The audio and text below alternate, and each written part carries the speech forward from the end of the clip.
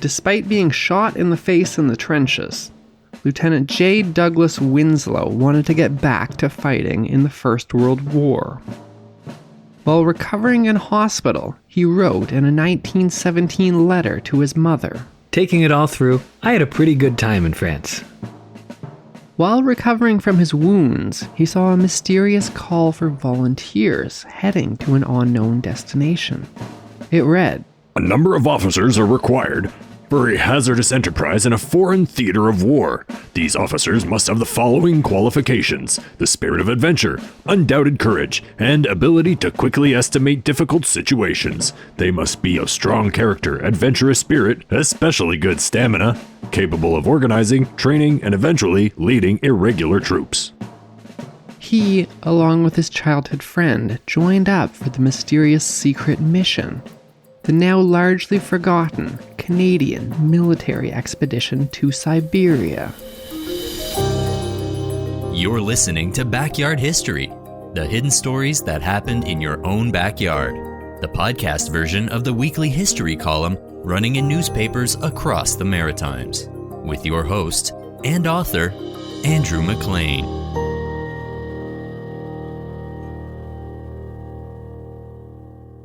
By September of 1918, 28-year-old John Douglas Winslow, standing 5'9" and weighing only 121 pounds, had been fighting in the First World War for 4 years. While recovering from being shot in the face at Passchendaele, Winslow's mother had written him a letter from his hometown of Woodstock, New Brunswick. She begged him not to return to the muddy trenches on the Western Front, and instead take a position far away from danger in the safety of a military base in England.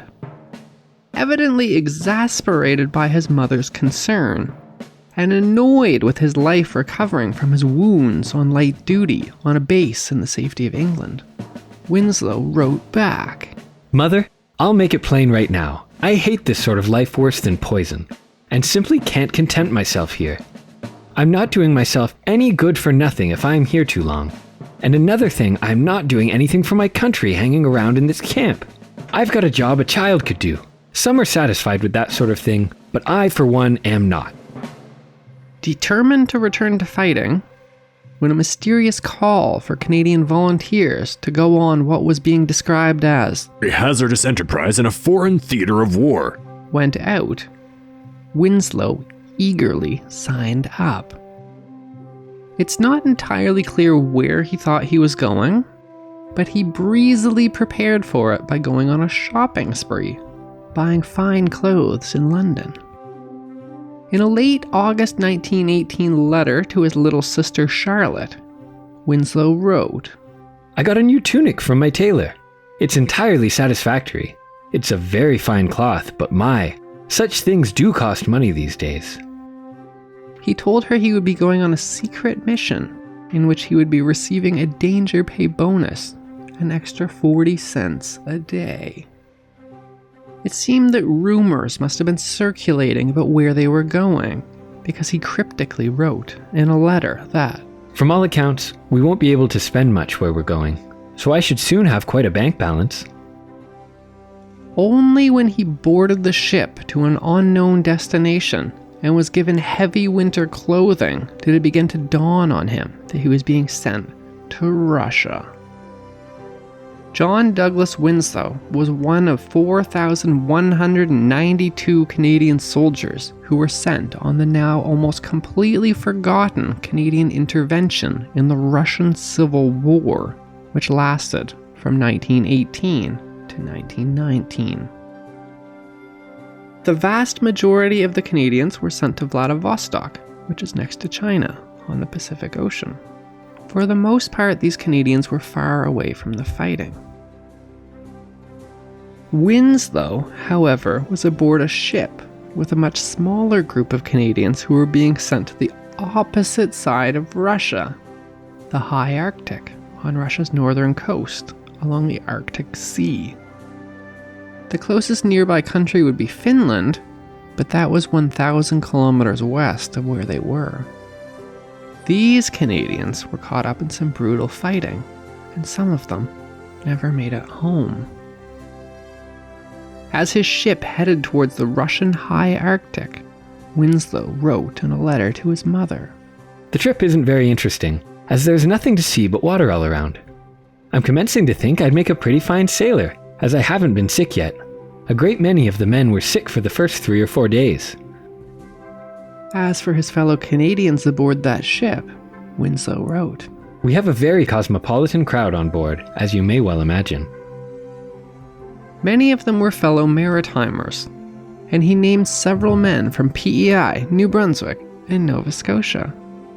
He was most excited to learn that his new commanding officer and his roommate aboard the ship was Captain Alexander Oliver Mowat from Campbellton, New Brunswick. Winslow called him Ollie. Ollie and Winslow's fathers had been friends since the two were young boys.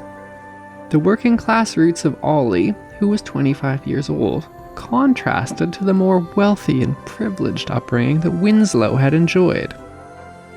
Ollie, who stood 5'7" and weighed 134 pounds, had been a traveling salesman before the First World War, when he had enlisted with all 3 of his brothers. Ollie's older brother, named Morton Maxwell Mowat, had been killed 2 years earlier. He had been a pilot who was shot down above Germany. The tragedy of Ollie's brother's death was made worse by bureaucratic bumbling. First, his family had been told by the army that his plane had been shot down, but that he was safe and healthy in a German prisoner of war camp. 2 months later, the family received a letter with a correction.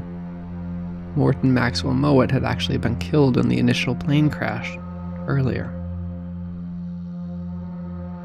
Ollie himself had been wounded 3 times during the war and decorated twice for bravery. His most recent wound had been severe.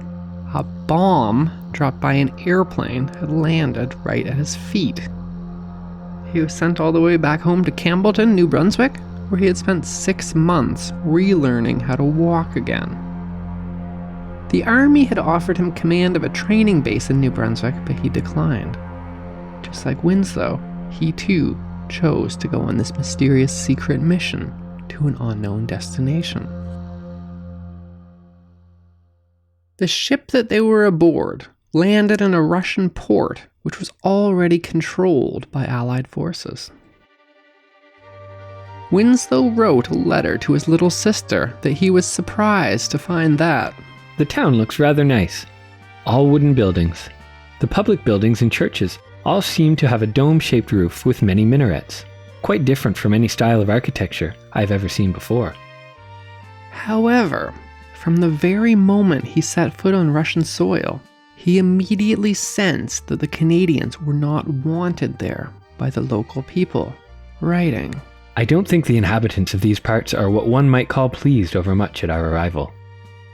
If the Russian citizens were confused about what exactly Canadians were doing there, Ollie and Winslow were probably equally, if not more, bewildered. At the time, Canada was a British colony, and it didn't have much control over where its troops were sent. The Canadian government had actually not wanted their troops to participate in this Russian expedition, but were overruled. The British were insistent on sending Canadians for the simple reason that they figured that both Canada and Russia were cold countries. It actually seemed that Winslow agreed with this logic because he wrote in a letter, The climate is very similar to what we have at home. what the British, and by extension the Canadians, were actually doing in Russia was actually less clear though, both for everyone at the time and even looking back in hindsight. The mission had been planned in faraway London, just as Russia had teetered on the brink of a revolution. It had been intended to prop up their allies, the Russian government, which was then on the brinks of collapse. A massive multinational allied army called the Siberian expedition, comprising some 15,000 troops, was assembled, including soldiers from Britain, Finland, Poland, Canada, Australia, Serbia, France, Italy, Czechoslovakia, the United States, and China. However, by the time the Siberian expedition actually got there, that friendly Russian government had been swept away by revolution, and the country was rapidly descending into the Russian Civil War, a horrifically brutal conflict that would ultimately cost around 6 million people their lives. And so this multinational group of soldiers, including Canadians, was now occupying a large portion of Siberian wilderness, while their leaders back home debated about what they should do next. Should they just stay and somehow try to fight against the communist revolution in Russia? Or should they just go home? Winslow wasn't concerned about these overall geopolitical issues, though. He was more focused on getting news from the First World War that was still going on in Europe. The conflict was still going on at that time, but it was rapidly nearing its end. He wrote in one letter to his sister, From what we hear over the wireless, how well the Allies are doing, I don't think the war will last much longer. On October 1st, 1918, a small group of 25 Canadian soldiers, including Ollie and Winslow, were ordered to go downriver, deeper into Russia. Winslow warned his little sister in a letter.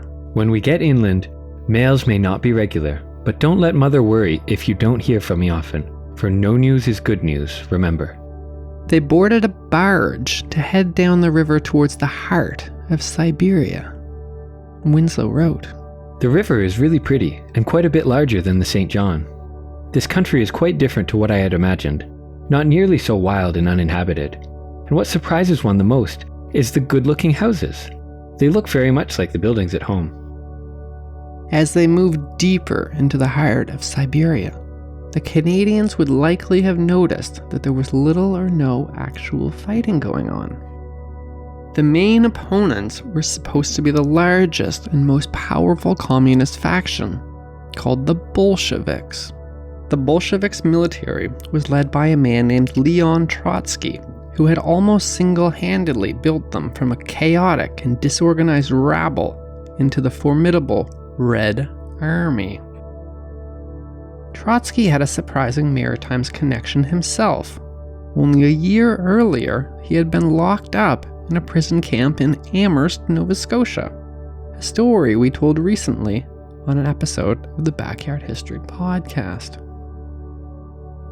If Trotsky had any lingering hard feelings against Canadians about his unwanted time spent in Nova Scotia, it didn't show. Trotsky ordered his Red Army to more or less leave the Siberian expedition alone. He figured that the public back home would demand the soldiers be brought home from Russia soon enough.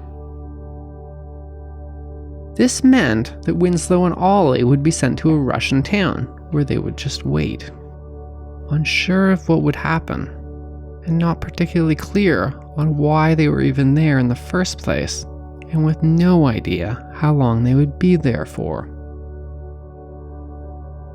On October 21st, their boat arrived at their destination, a large and wealthy town called Shenkursk.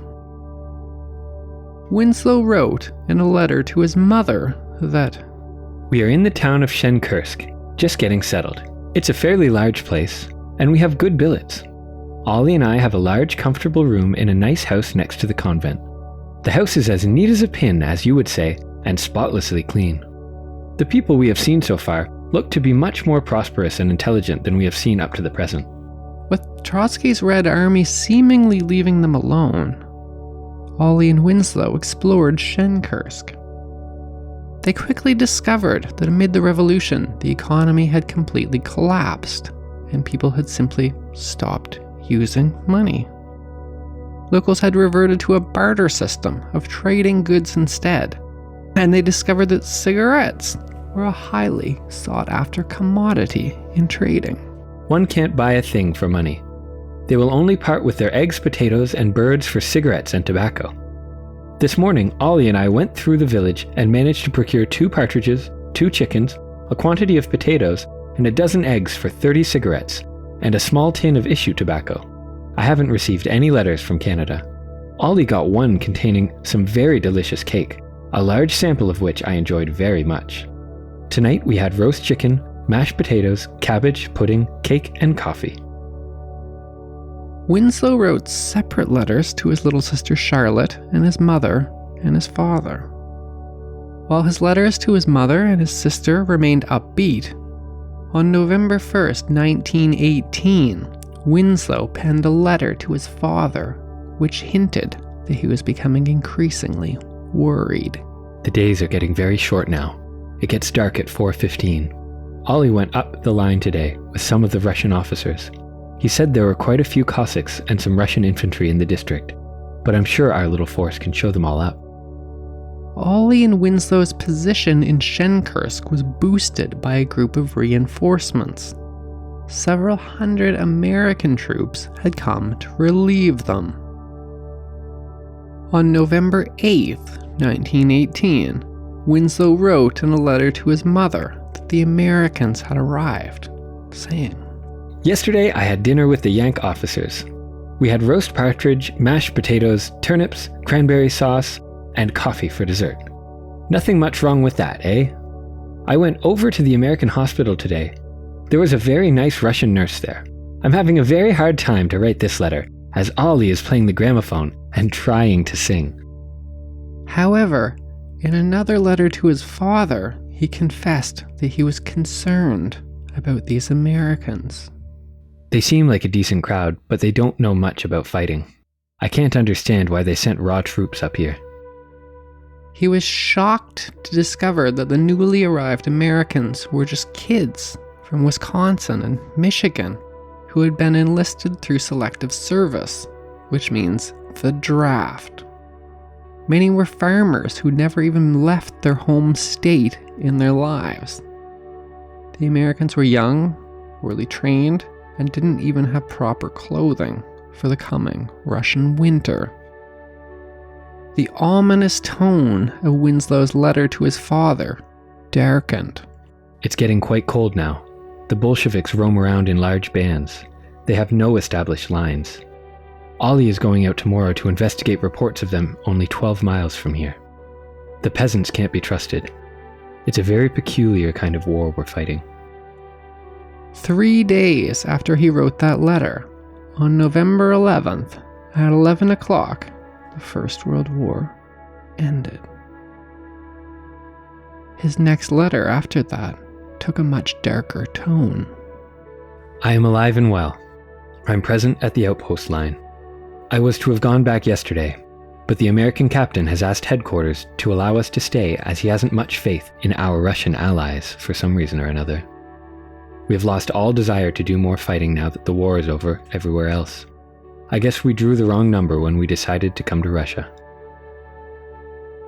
The American leadership, who were supposed to relieve the Canadians and let them go home, were well aware of how unprepared their own troops were for any serious battle. They requested the Canadian soldiers, including Winslow and Ollie, stay with them in Shenkursk. I may be kept here some days longer. That Christmas, Canada was in a buoyant mood. The exuberance of winning the long, grueling First World War led to an outpouring of joy and festive spirits that holiday season. However, for the thousands of Canadian soldiers in Russia, the war had not ended. Winslow wrote in a letter to his little sister Charlotte, Just think, this will be my third Christmas away. We hardly thought such a thing possible when I left home, did we? I would love to go out and get the Christmas tree with you just like we used to. It wouldn't be Christmas without it. Ollie and Winslow made the most of it, though. In order to try to forget their own homesickness, they went out into the forests and cut down a large tree.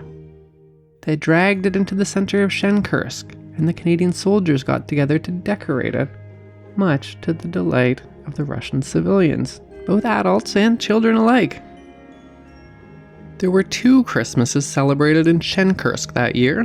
The Canadians and Americans celebrated it on December 25th by organizing a large feast for soldiers and local civilians alike in the town square. Russians use a different calendar though, so they celebrated Christmas on January 7th. On the Russian Christmas, the people of Shenkursk organized celebrations for the Canadians. They presented the Canadians with an elaborate Christmas feast, including soup, wild fowl, beef, plum pudding, beer, candy, and cigars. While the Canadians and the Russian civilians celebrated together in Shenkursk, little did they know events were occurring hundreds of miles away that would soon affect them. Thousands of miles away from where they were celebrating, at basically the exact same time, their Russian allies launched a large-scale surprise attack on the communists. This changed the Red Army leader, Leon Trotsky's plans to simply wait out the Siberian expedition.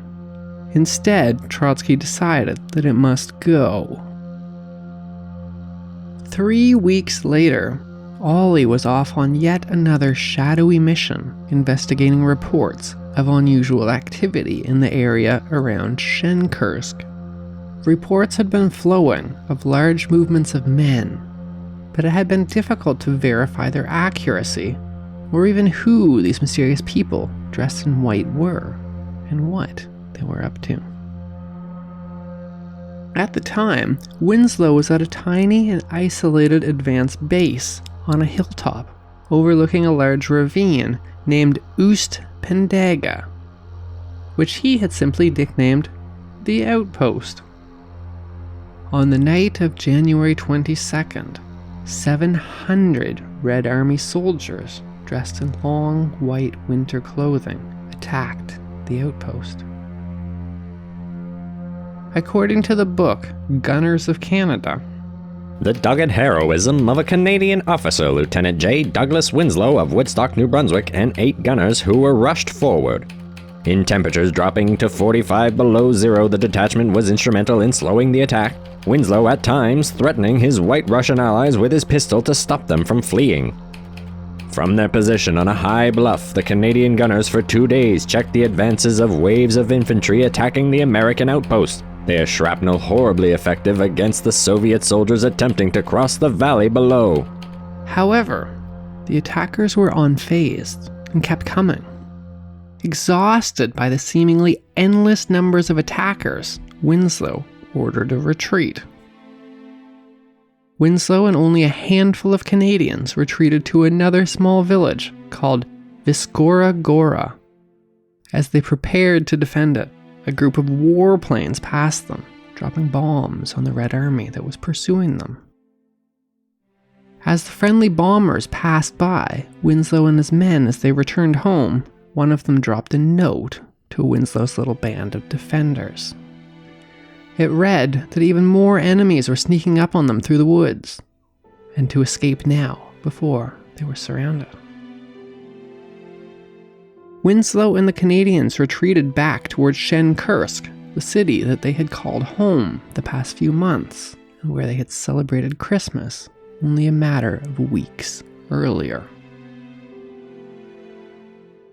Only 3 days after the fall of Shenkursk, Winslow wrote a raw and emotional letter home, confessing that he had just been through a very trying experience. I think it was a much worse experience than anything I ran up against in France, and that's saying a great deal. Shenkursk was in the woods, and it only had one road into and out of it. The Red Army already controlled the road in, and more reinforcements were approaching through the forest, trying to cut off the only road out of town. Rather than risk getting surrounded, the American commanders ordered a hasty retreat. The thousands of American troops defending the town were already in the middle of a panicked withdrawal when Winslow got back to town. Winslow wrote in that letter that Napoleon's retreat from Moscow had nothing on this one. We had to evacuate that night before we were entirely surrounded. There was only one road open, and it was an even chance we would have to cut our way out. Word we had to evacuate was kept secret until 9 o'clock, and at 11 p.m. we were lined up, ready to leave. We left everything behind, so I lost all my kit, walking out with only my haversack and the clothes that were on my back. It was a pitiful sight. Those Russians who were our friends, running around well nigh in despair, some trying to get sleds to escape, others starting for the woods, and others taking refuge in the convent. All the wounded had to be evacuated. As the American soldiers and Russian civilians desperately tried to escape, Winslow and a small group of 8 Canadian machine gunners took position along the one road to try to hold off the attackers and buy the Americans, the Russian civilians, and the few Canadians more time to get to safety. As the Bolshevik Red Army advanced on Shenkursk, according to that book, Gunners of Canada, Douglas Winslow and his exhausted gunners were joined by Captain Oliver A. Mowat of Campbellton, New Brunswick, with one 18-pounder to help cover the withdrawal of the Americans. The Bolos were soon on their heels, coming from the east and west as well as from the south.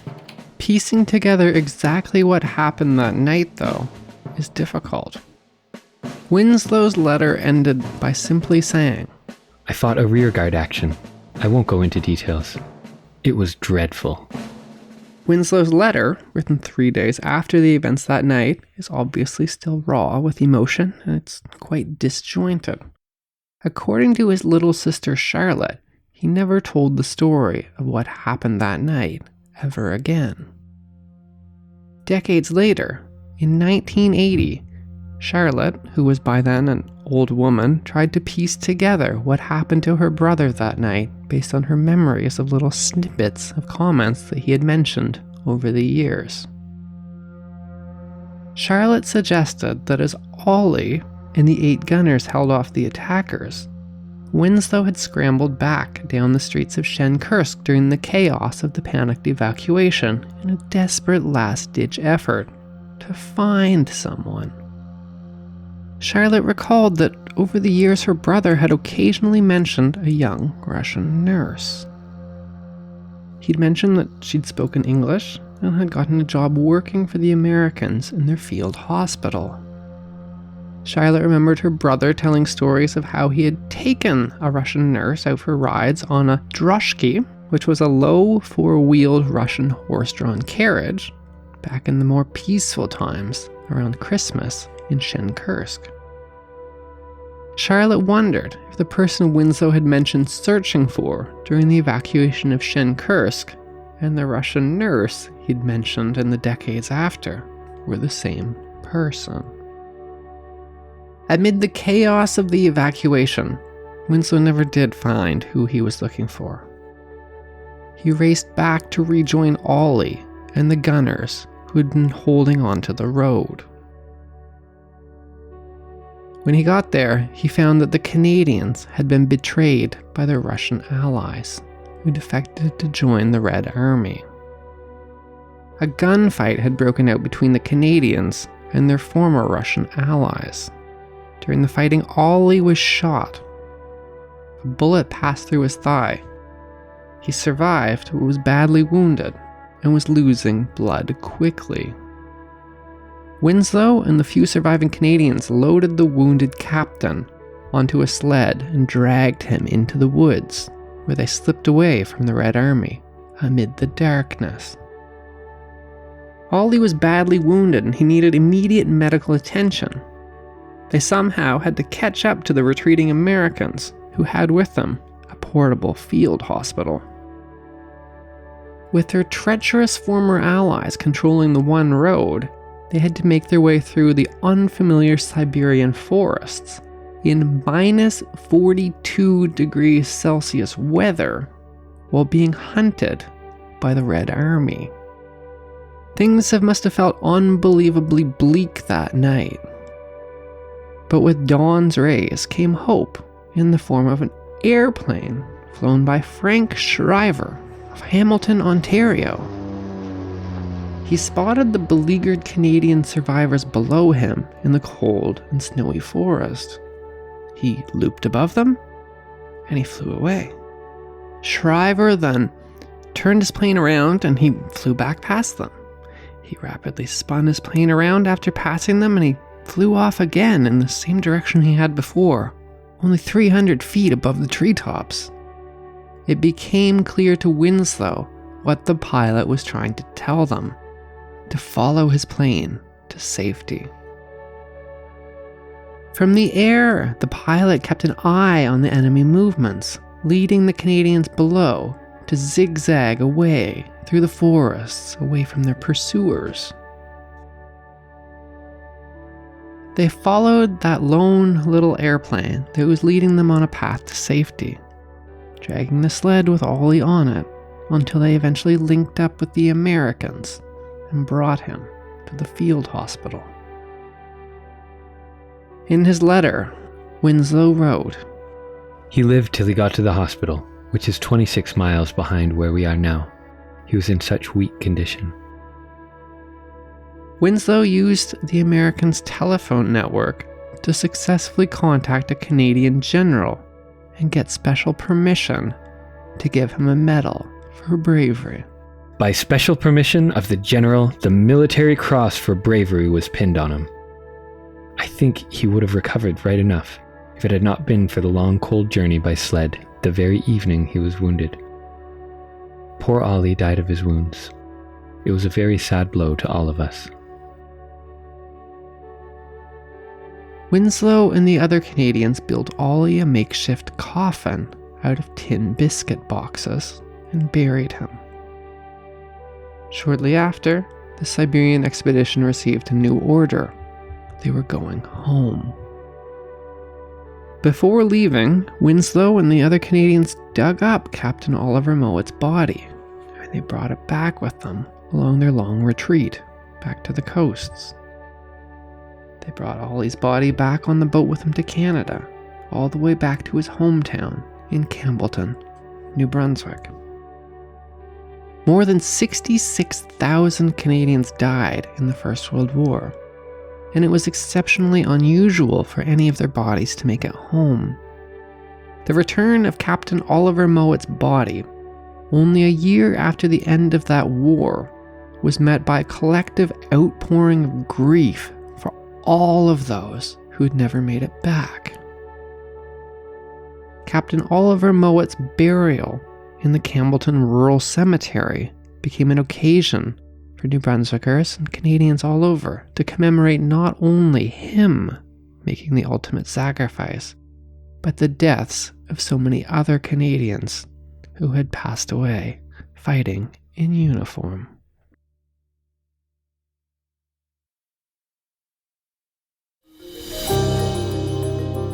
That was Backyard History with your host, Andrew McLean. Thanks for listening, and stay tuned for another hidden story that happened in your own backyard.